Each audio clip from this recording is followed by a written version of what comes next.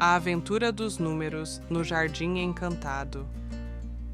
Era uma vez um jardim mágico onde os números viviam felizes. Um dia, eles decidiram brincar de contar os amigos. Zero apareceu primeiro. Ele olhou ao redor. Ué, não tem ninguém aqui. Um